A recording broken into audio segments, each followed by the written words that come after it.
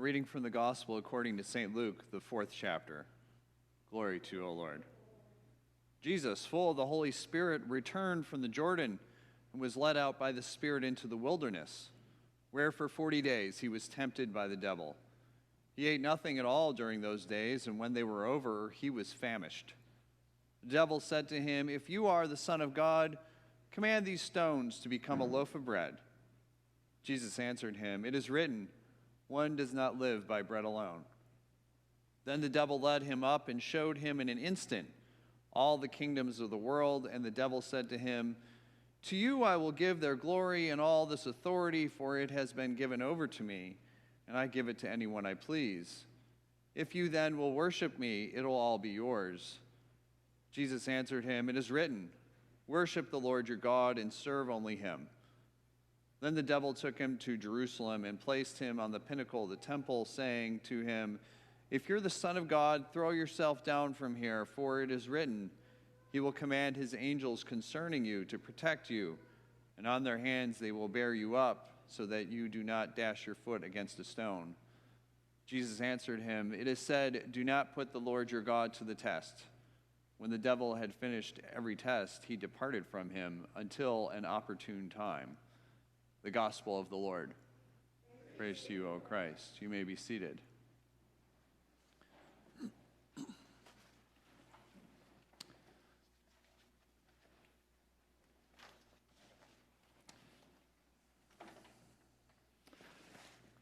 So, if you're going to go on a journey, it's important to be prepared, to pack appropriately, right?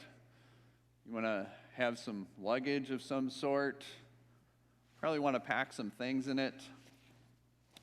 What are some things that you might want to take on a journey? What? Food. I heard food. Let's see what I got here.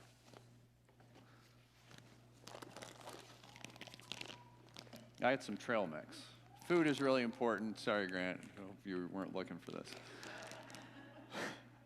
Food is important on a journey. You're going to get hungry, right?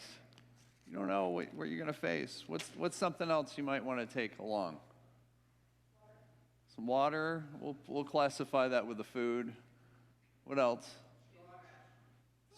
Scotch. Hopefully you're not driving.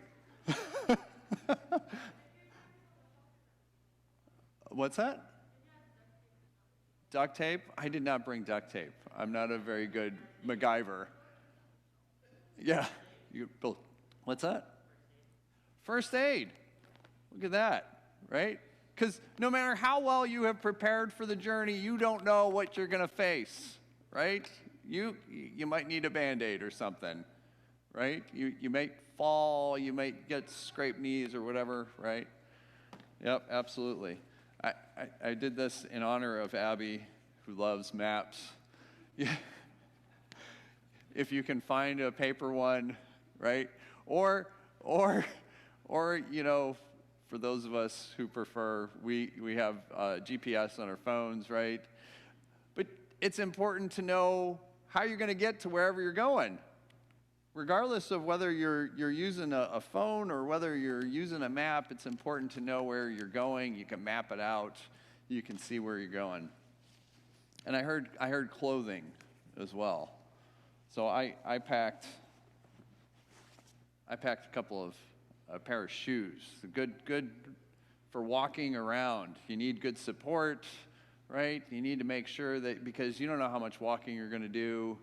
You don't know what you need to do, right? So you pack a whole bunch of stuff along with a bunch of other things, and that's what you do. You prepare, especially when you got time.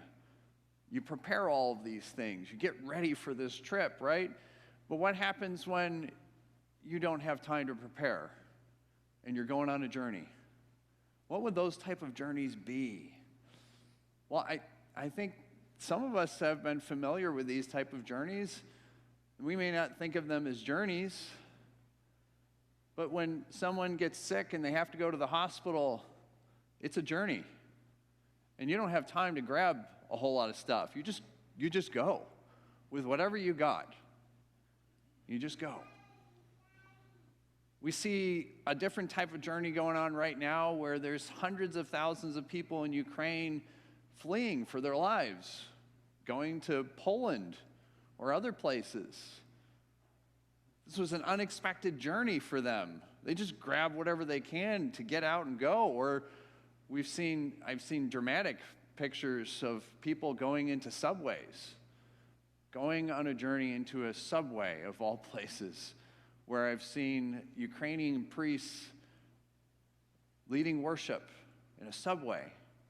The subway tunnels are so short. One priest is tall or they're short, and his head is up against the top of it because they're just going wherever they can, right?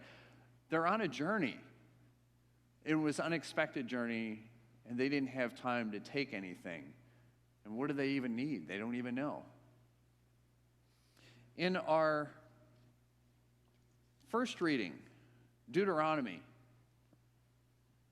It's Deuteronomy 26, and the Israelites have been on a journey for 40 years. 40 years on a journey. We have followed them along through Exodus, Leviticus, and Numbers. They've been on a journey, wandering in the wilderness. They didn't get a chance to really pack a whole lot of stuff. They grabbed what they could, and they went. And God provided for them all along the way. Manna, water, healing, but no GPS. They just wandered for 40 years, right? And they complained, and they mumbled and grumbled, right? All of that. And here they are. They're getting ready to cross over the Jordan to go into the promised land. They think they're at the end of their journey. They've been going for 40 years. They think they're at the end of the journey. And Deuteronomy is a series of speeches in which Moses is giving the people some last-minute advice. Here's how you need to live in this land. Here's how you need to live together. Here's some liturgies.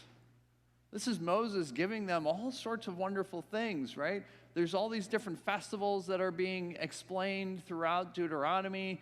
Today we get this liturgy, essentially, of being able to offer. It's an offering, and the words that go with the offering. Offering, in this case, like ours, is not about paying the bills or anything like that. It's about giving to God and saying thank you to God. God has been with the people throughout this entire journey. And the Israelites are a people who journey. They always have been. We hear it right here in verse 5. A wandering Aramaean was my ancestor. And he went down into Egypt and lived there as an alien, few in number, and there he became a great nation, mighty and populous.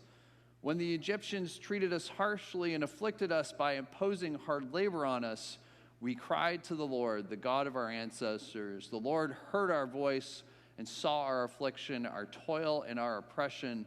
The Lord brought us up out of Egypt with a mighty hand and with outstretched arm, with a terrifying display of power and with signs and wonders. And he brought us to this place and gave us this land, a land flowing with milk and honey.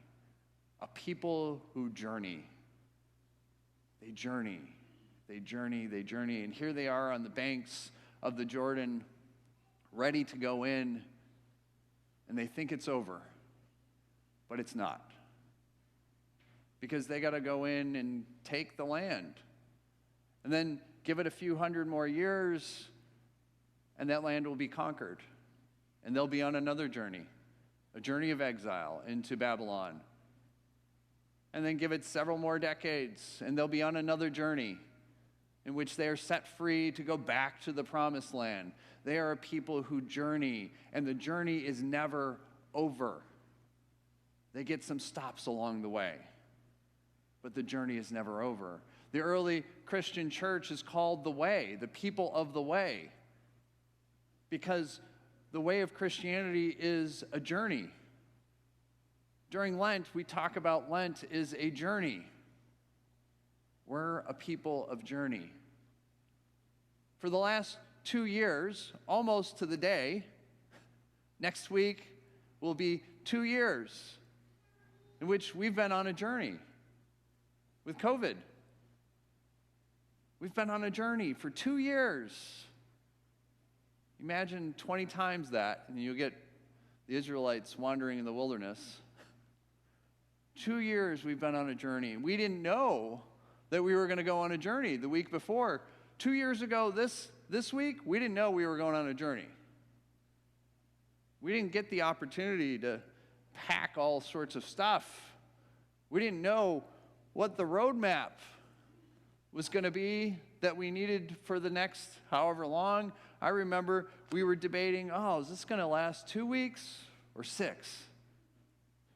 Right? We can laugh now. How ridiculous is that, right? We still don't know when it's totally over. We're standing at the Jordan now, ready to cross back in, thinking, we're at the end of this journey. Maybe, maybe not. Who knows, right? We've been journeying for 2 years. And it's been an unbelievable journey.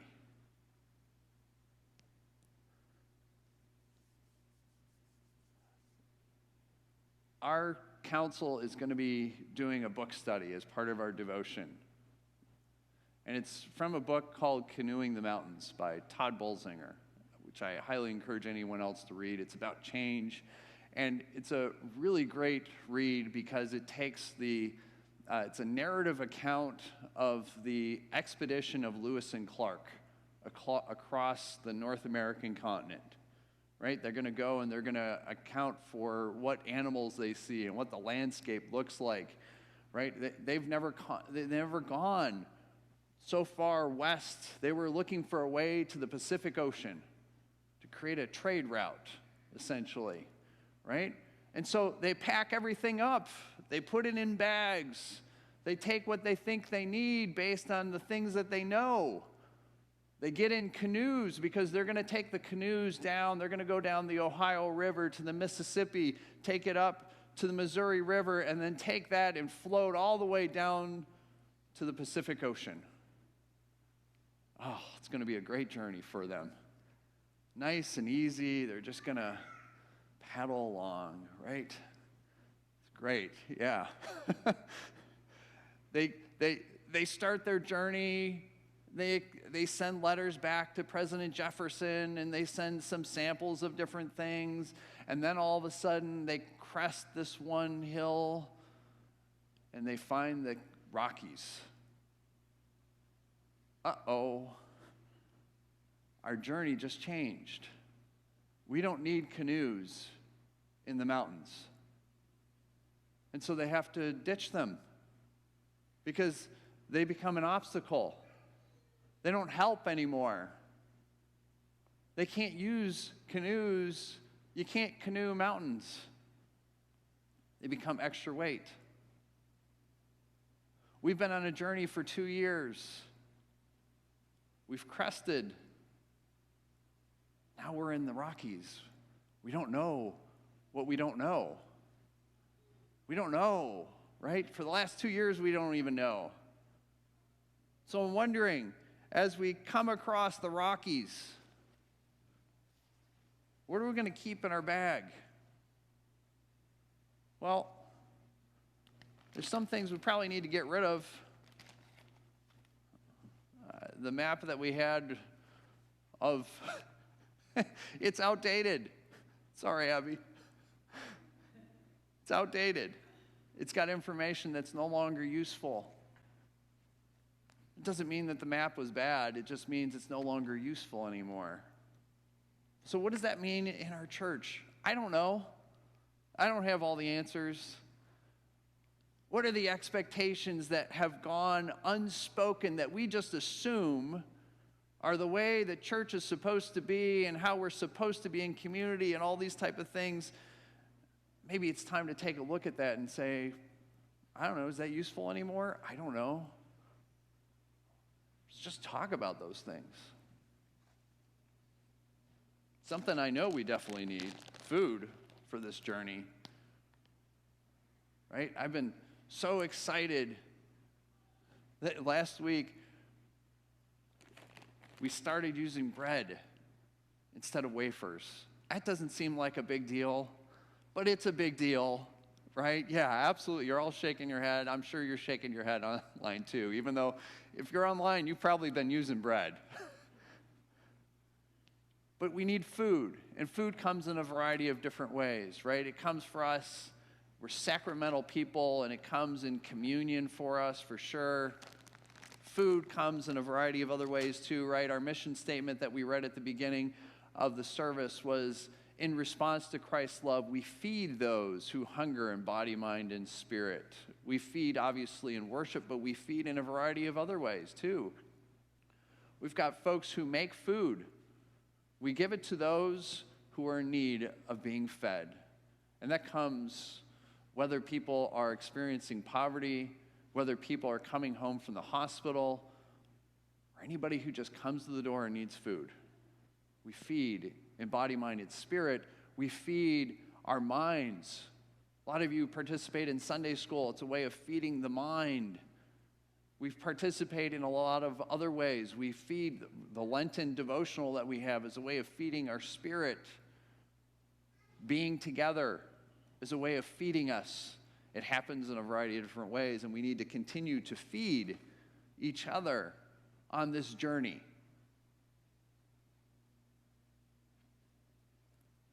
Healing. We're going to still need first aid because we've been going through a traumatic event for the last 2 years, something that Band-Aids ain't going to cover up. Healing looks different. Healing looks like being with each other, and not always having the answers, not having quick statements or anything, but just being and saying, you know what, these last 2 years have sucked. We've lost people, whether to death, they've gone somewhere else, they just stopped. Loss is loss. It's traumatic, and it sucks. We've also gained folks, too. And it's important to remember that. Our community changes. It's a living thing. And every time we lose someone, we gain someone, the community changes. And we got to figure out what that means and what it looks like. And it's a beautiful thing, and we'll do that together. And lastly, our clothing. We may not need the same clothing. I don't know what the clothing necessarily represents, but what are we putting on? What are we putting on? You know, Scripture describes what we put on as Christians, right? You've got Paul, put on the full armor of God, and that may speak to you. We've got symbolism in our liturgies and baptism. We put on a cloth over someone who is being baptized. It's putting on the cloth of Christ. In our funerals, we drape a pall over either a casket or an urn because it's the fulfillment of the baptismal promise. What we put on, these are times that are really tough, and I don't have to tell you that. They're full of a lot of anger and fear and division and everything else. What are we putting on? Are we putting those things on, or are we putting on other types of clothing that clothe us? Clothing that may not be popular, that may be really difficult to get into. Clothing like love and mercy and grace, forgiveness. Those are not easy things to put on. The world wants to push those things away and just be right or slam somebody or whatever the case may be. What are we putting on? And so we continue on our journey. We may be on the banks of the Jordan ready to cross into the promised land, but our journey isn't done. A portion of it is done, and we're ready for the next part of the journey. And Jesus walks with us. God has always been walking with God's people. God walks with us. Jesus walks with us. Jesus walks with us wherever we are, whether we're here in the sanctuary, at home, wherever we are. Jesus walks with us, provides us the food that we need, provides the healing that we need, the clothing to put on, and the directions. And we may not know. Jesus ain't going to say, first you're going to go here and turn here and this. Jesus will say, I've got you. We continue on with our journey. We continue not just during this Lent, but through our entire lives. And I'm glad that we journey together, because there's no way that we can do this journey alone. Thanks be to God.